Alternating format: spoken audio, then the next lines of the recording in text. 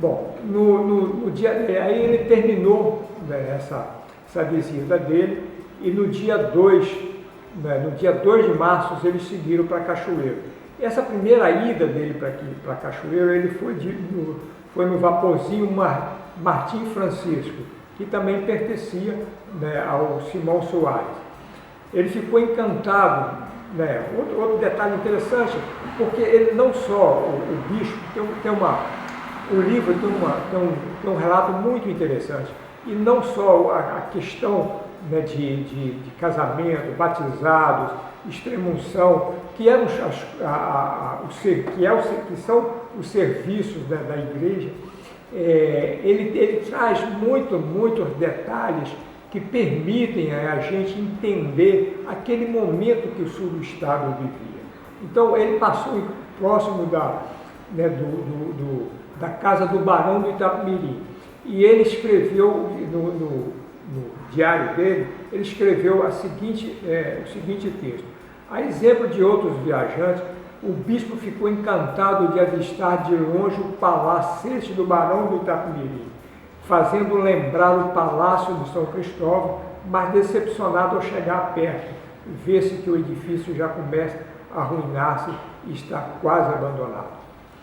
Bom, essa foi a primeira impressão. Ele passou de vapor pelo rio, né, seguindo para Cachoeiro. E em Cachoeiro ele ficou hospedado na fazenda Monte Lírio, do capitão Francisco de Souza Monteiro, pai do minorista Bernardino Monteiro, que embarcou também em Itapemirim com ele para lá. Para situar vocês, né, a fazenda Monte Lírio, do capitão Francisco de Souza Monteiro, ele era pai do Jerônimo Monteiro, que foi governador do Espírito Santo, pai do bispo Dom Fernando. Em Cachoeiro, o bispo Dom Pedro Maria de Lacerda ficou hospedado na fazenda Monte Líbano do capitão Francisco de Souza Monteiro. E o capitão Francisco Monteiro era o pai de uma oligarquia, né, dos Monteiros, que o João Roberto, com muita propriedade, já gravou um vídeo, né, desse projeto e situou ele. Entre um dos mais expoentes dessa família é o Jerônimo Monteiro, que foi, né, governador do Espírito Santo. E também Dom Fernando, que eu não sei se o minorista Bernardino Monteiro era Dom Fernando Monteiro. Eu ainda não consegui descobrir, né, essa ligação dele. Então ele foi para lá, ficou na fazenda dele, né, um bom tempo, e de lá ele ainda fez alguns relatos em relação ao que ele viu em Itapemirim, o que aconteceu com ele em Itapemirim. Lá ele recebeu o jornal constitucional de Itapemirim, que o capitão recebia em sua fazenda. Que horrores, que impiedade, que insulto aos padres romanos e à igreja e a mim. Também, mas sobretudo ao Papa. E quem escreveu diz ser um grande caloteiro. Isso é reflexo daquele entreveiro que ele teve naquela celebração com a família, né, de Itapemirim. O bispo e a comitiva, eles permaneceram em Cachoeiro, Itapemirim, na fazenda Monte Líbano, até 14 de abril de 1886, quando eles retornaram à Barra, né, ficando hospedados novamente, né, na casa do senhor Simão Soares, que é o Palácio das Artes. Eles chegaram aqui e no dia 15 eles seguiram novamente para a vida, para a celebração. E ele passou, né, dessa vez também eles foram, né, no vaporzinho do senhor Simão. Ele passou em frente, né, as duas entradas do canal do Pinto, que comunicam o Itapemirim com o Rio Novo, que era uma outra via importante aqui na região, que desembocava no Rio Itapemirim, que usava o porto, né, como a saída e a entrada de pessoas e mercadorias. Essa contextualização disso é para vocês perceberem como que era importante essa foz do Itapemirim nesse conjunto daquele período.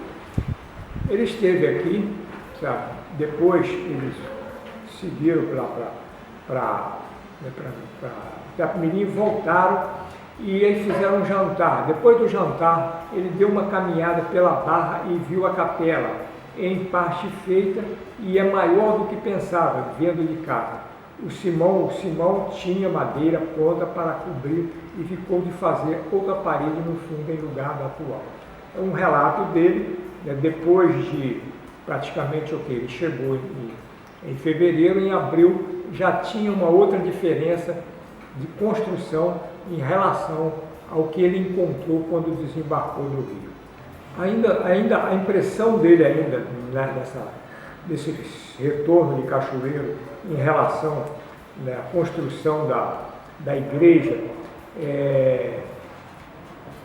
é uma coisa curiosa, porque quando ele chegou, que ele demonstrou o interesse em que essa igreja fosse construída, ele ficava feliz toda vez que ele voltava aqui.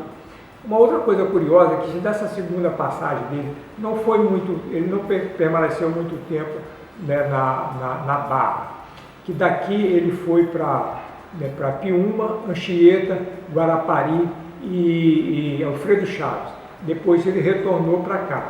Mas ele teve aqui, novamente, nessa chegada aqui, nessa primeira passagem dele, ele chegou a armar um altar na sala do palácio, aonde ele fez missas, batizados e alguns casamentos. E não nessa primeira passagem, mas na outra passagem seguinte, que ele permaneceu mais tempo. E aí depois que eles jantaram, né, no dia, quando eles retornaram no dia 14, ele resolveu dar uma passada, né, novamente lá na igreja. Ele deu um giro pela povoação. Ele presenteou o senhor Simão com olha que coisa curiosa, ele presenteou o senhor Simão com um rico cálice de prata dourado, um missal novo e 5 paramentos das 5 cores para a missa. O cálice foi sagrado, o cálice foi sagrado pelo internúncio apostólico Monsenhor Rossetti em 1887.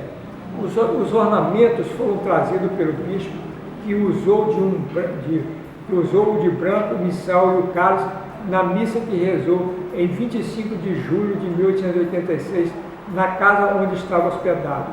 Registrou que tinha mandado vir há tempo do Rio de Janeiro a caixa com os objetos e Simão desconhecia o presente.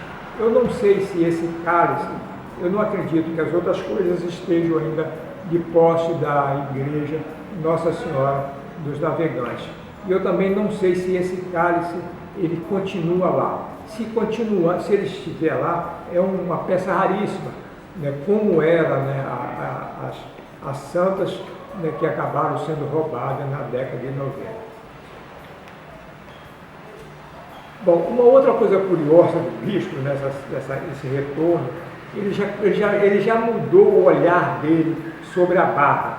Ele escreveu: daqui a vista é bela, vê-se a cordilheira de Guarapari e ao fundo do horizonte diferentes serras e montes, correndo para as bandas do sul, para o interior.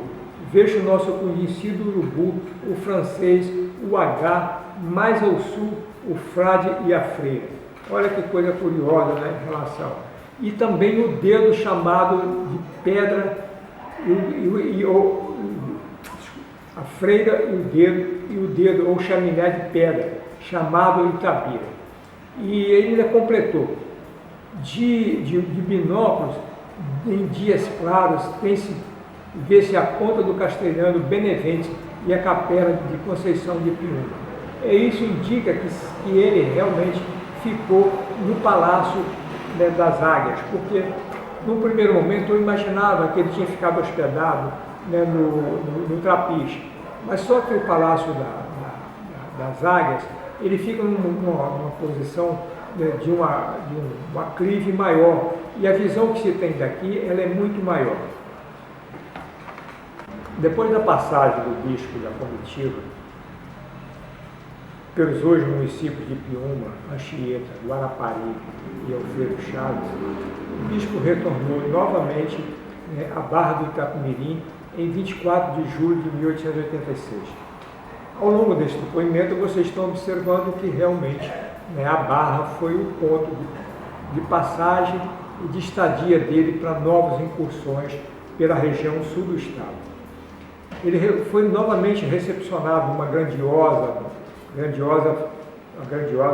comitiva, com direito a muitos fogos, banda, discurso de uma criança. Ele ficou novamente no palacete, né, do senhor Simão, que é o Palácio das Águias, né, onde nós estamos. Hoje a configuração que a gente tem no sul do Espírito Santo, ela se deve muito a essa entrada. No dia 31 de julho, ele deu início ao período mais longo que ele se ausentou da Barra do Itapemirim. Ele fez um percurso longo pela região sul do Espírito Santo, chegando a ir até na divisa de Minas com o Espírito Santo, na região do Caparaó. Ele passou, né, pelos municípios que hoje a gente já, né, configurando, e na realidade, né, de hoje, a gente dá para ter uma ideia desse circuito que ele fez. Ele subiu, né, pelo rio Itapemirim. Dessa vez ele não foi de barco, ele foi de uma comitiva a cavalo de Cachoeiro até, aliás, da Barra até Cachoeiro de Itapemirim. Aliás, esse percurso todo que ele andou pelo sul do Espírito Santo, ele foi feito no lombo de animais. E naquele período a gente não tinha estrada. A estrada que tinha era a estrada, né, para tropas, né, e para cavalo. Ele saiu daqui, né, no dia 31 de julho, numa comitiva, mais precisamente passando, e dessa vez ele visitou, né, a fazenda Monte Livre. O percurso até Cachoeiro e o restante da jornada foi todo a cavalo, como eu já disse anteriormente. Ao deixar a Barra, a comitiva era formada por 3 padres. Pelos 3 padres, o ajudante Simão Soares e o custódio Teixeira de Melo, que era onde ele fazia as refeições, né, durante a permanência dele, né, no Porto da Barra. E ele escreveu em seu diário. E olha só que coisa interessante, né, já bem familiarizado, né, com os aspectos, né, de povoação que já existia na Barra. Olha que interessante que ele escreveu. Vi que há bastante casas arrumbadas nesta povoação da Barra e que há muito arraiais que são menores. Levaram 20 minutos percorrendo a planície até a vila. Se gastava 50 de vapor, de cavalo eles gastaram até 20. De lá eles chegaram à foz do rio Muqui e deram uma passada, né, na casa do barão do Itapemirim. Dessa vez ele visitou a casa. Mas antes eles acabaram confessando um escravo que precisava da extrema-unção, e dessa extrema-unção, né, ele fez um outro relato também, que foi uma caldeira que havia explodido e tinha levado o escravo à extrema-unção. E ele fez uma descrição interessante do palácio, né, do barão. Ele disse: tem 30 janelas de sacada de ferro e 2 torreões nas extremidades com 4 janelas, perfazendo um total de 28 janelas na frente. Por causa dos torreões, a casa dá vista de longe com áreas de palácio de São Cristóvão. Ele permaneceu nessa casa, né? Lá chegaram a tocar piano para ele, fizeram uma espécie de um pequeno sarau para ele, e depois eles seguiram, né, com a comitiva até a hoje usina, né, a usina de Paineiras. Uma outra coisa interessante, que naquele ciclo, né, pelo que ele deixou relatado, a usina de Paineiras não era de açúcar, ela era uma beneficiadora de café, do qual, né, a pessoa comprava, o dono da usina comprava e preparava o café e levava para Coxo para vender no Rio de Janeiro.